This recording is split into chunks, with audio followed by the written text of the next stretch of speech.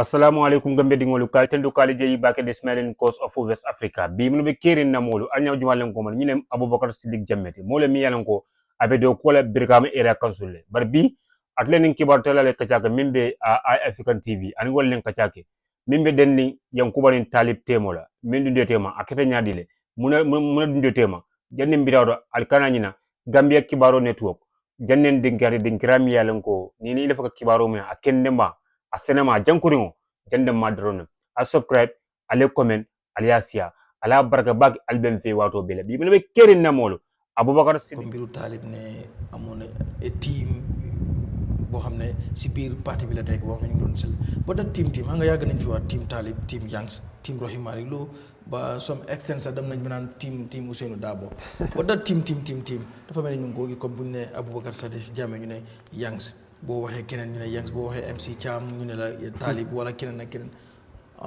ndax du loolu tamit moo dem ba juddu fi xëy na Yanks ñu bëri ñu ngi wax ne dañ ko bëgg a bàyyi ba 2031 si lay doog a fësal his ambition si flag bi bi wala nangam ba mbir yooyu tamit ñu nekk di ko gis bi ko gis nañ ñu bëri ku laal Yanks rek sometimes ñu gis la ku laal keneen ñu gis keneen but that team est-ce que ñu ngi accuse Talib rek but est-ce que yéen tamit nekkul leen si loolu. It's a very good question lii baax na parce que wax yu bëri na te dégg naa yu bëri team kii fii la bokk kii especially suma maas yi ñu nekk Brikama American Council campagne ya Yanks ba fal ko waaw wax yu bëri na especially last 5-6 months yi nii you know kii team Talib la kii basically la ñaari team lañ dee wax team Talib team Yanks so lu ma si ma bëgg a nit ñi déglu ma clearly here you look at some facts right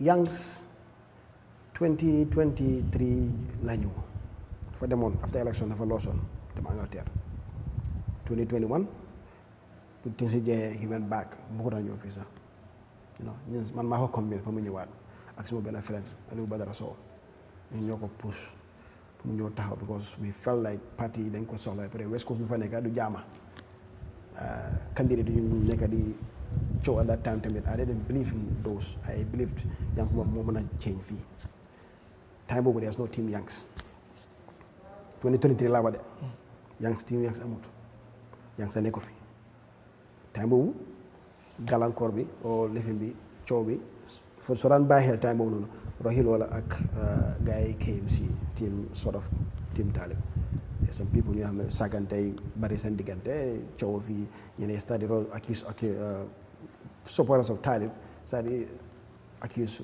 Rohey Lowe of dafa ne MPP dafa ngeel dila Sidik Jammeh mu ngi ñëw dem xam accusation c'est-à-dire bari it was ñooñu noonu because maybe Rohey was seen as a threat mu ngi am the Rockefeller thing yàgg na si parti bi fellow mayor la okay that was the only threat to maybe whatever lu gars yi bëggoon si parti bi so Rohey was the guy was the one they were going against balaa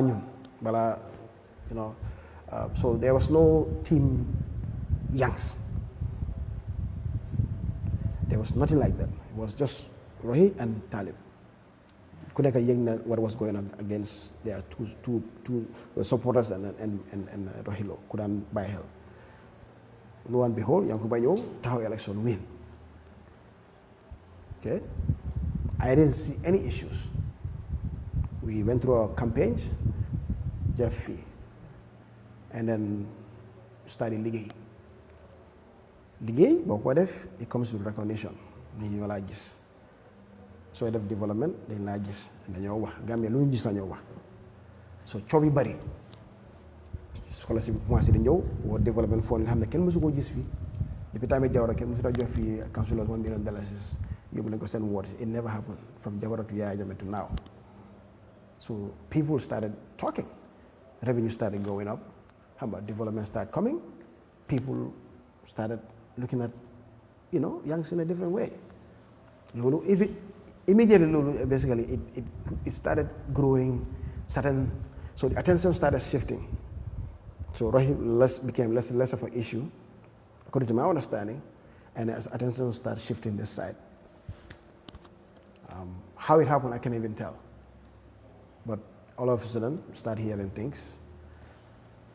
Ngay nekk di dégg ay kaddu fële kii ne la kii Yanks kii di krab, you know, when what ñun lu ñoo def rek si defoo as you can see si defoo caméra moom fu nekk fu ñu dem ñu wane suñu liggéey te loolu is good pour wane sa liggéey because taxpayer money la loo def nañ ko war a gis so maybe that's been construed comme kii dafa bëgg a place and then immediately kalas commencé di ñëw. This is my observation. So pour yow Yanks moom amul team waaye dañ ko pour yow. liggéey ma déggee nu mu analysé mooy. liggéey rek team Talib moo mujj teg bët. Like I said, he started in Banjul. This guy came, attention shifted here. That's my observation. And all you did was, yes, man, I'm a media guy. I do a lot of postings. Sonko also the same thing. We showcased suñu liggéey dañ ko dee wane. Suñu joxee scholarship dañ ko wane, yes, jox leen scholarship. 75 students lañ fay UTG, this amount, you know, USF li lañ fay, Gambia College li lañ fay pour ñu gis seen xale fu ñoo dem. Because man suma aim mooy to let people understand ne Gambia nekkul dëkk bu ñaaka. Si dafa Sonko fii la nekkoon benn scholarship sax mënu koo joxe. Ok sàcc suñu xaalis bi yëpp revenue bi time boobu noonu 65 million ak 75 million ko di ëppa for the whole year. ñu right now ñu ngi push comme almost 200 to 300 million. loolu la ñoo aim right 6 months rek def ne 120 million. Okay, so these are things you need to tell people. ne ko ne yaa ngi wonewu de but people need to see the difference between ñaaka liggéey ak tapale ak liggéey boo xam ne dafa set liggéey bu set liggéey bu jubante lii mooy njëriñ bi. Scholarship bi dina am ndax mosuta am ñu ngi dig almost 84 boreholes last year for women all across West Coast. Musuta am. We gave every ward councillor 500,000 last year, 2025 bu passé nii 1 million. This year bu ñëw ni xëy na 1 point something lañ jox. Never in the history of this country. So loolu su yokkoo people can have hope. So man, I talk about that. I always quote Yankuba's leadership because soo xoolee UDP loolu la ñu dee accuse fii yéen loolu lañ fi def. So demee ñu ne la opposition yéen loolu lañ fi def. This is what you hear these things, right? When the normal Gambian will ask you, they'll tell you, "Hi UDP, yen mom wax rek. What have you done?" Loolu lañ def. Why unfortunately, ñu understanding politics or understanding the role of opposition. Ñun amuñ xaalis. Opposition UDP amuñ budget. Amuñ xaalis pour defal tali, amuñ xaalis. We raise funds from people and do our politics. Luñ am mooy ñu jaay la vision, ñu jaay la programme. Then nga vote ñu. Lii moo war a nekk politics. In this real sense, but unfortunately, fii dañ la laajte loo fi def.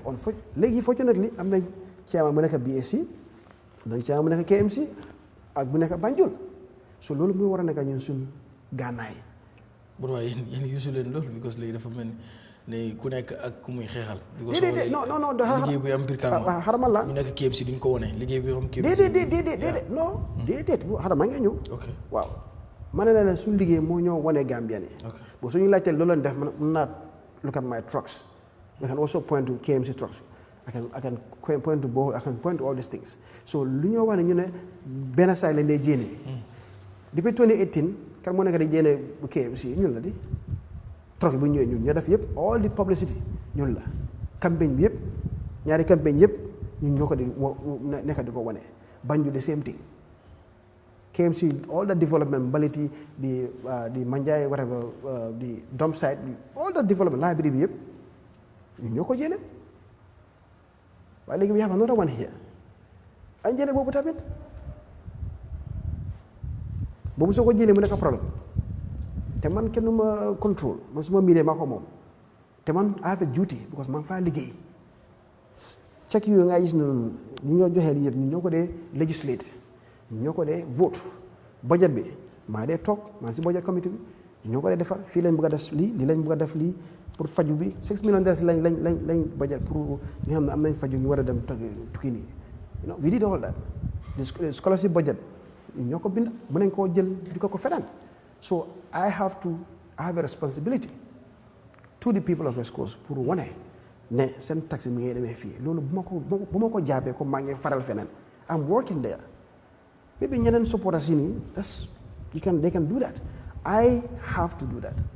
I don't have time pour ma nekk fii West Coast mais dama nekk PR for KMC. so da nga jàpp ne loolu moo nekk problème. waaw loolu moo isi wax bi. booba gis nañ ne Talib mosul taxaw publicly mu wax dara si Yanks moo xam interview mu bot Yanks def na loolu.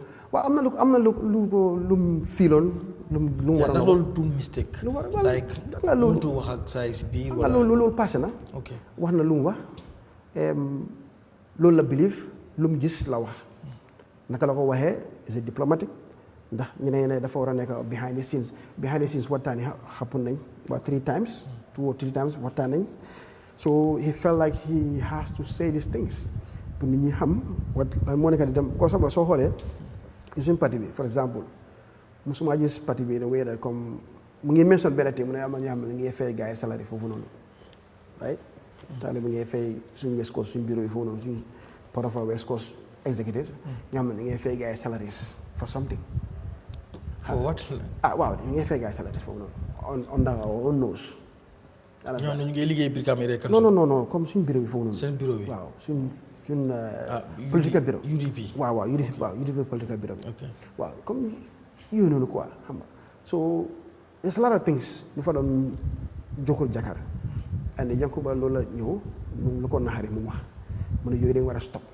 because di suñ it's not our way ñun duñ dee def loolu noonu ma dem jaara ma dem fekk la ni saani foofu noonu ma bypass ko dem si bureau bi ay regional chairman yu fa nekk under him wala regional director nii wala regional campaign manager maa leen a tegal salary xam nga dina jéem a xam nga salary pour lan xam nga comme façon yu noonu quoi loolu it's not UDP du suñu aada waaw am nañ borom xaalis UDP before Amadou Sané ñaaw ko doon de ñoom Dr. Boro Susu ñaaw ko doon Dr. Cissé ñaaw ko doon waaye mosu ñoo jël seen xaalis di ko use in a way that xam nga dafa undermine certain things or certain people in the party lu ñu am dañ ko dee ñu dajale ñu liggéey as a party but not dem sa kër dem balangaar dem si lu ñu lay wane def la nii xam nga comme loolu yëpp lu bari moo doon dem on it's just too much moom daal expose yëpp fii waaye wax boobu tamit wax na ko passé na alright Abubacarr Sidik Jammeh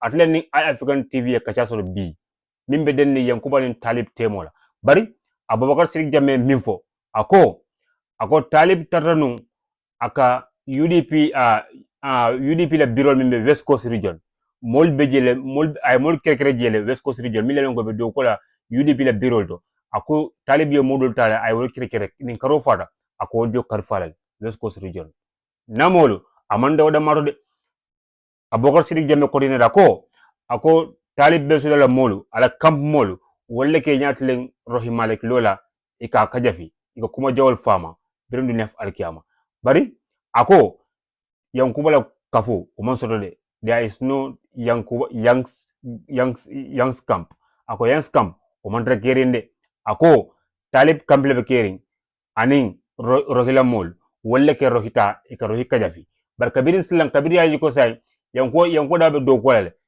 itonda nyatlen Yankuba dabola ako wala nyin kilo be wulindi Yanks dabo kam ako Yanks dabo abenu Angleterre be sirinje abal Cairo kono ako ate mol kono miliyalan ko mili Yanks dabo convince pour ay na lo Brikama Area Council ka siron nyinje bawo ajel ko West Coast region jebe amurto ko ma bakele nyata development on site la ajel ko Yanks dabo de madron solution bi min so solution min so keno ka Brikama Area Council ka jankundi ka senendi comme zanto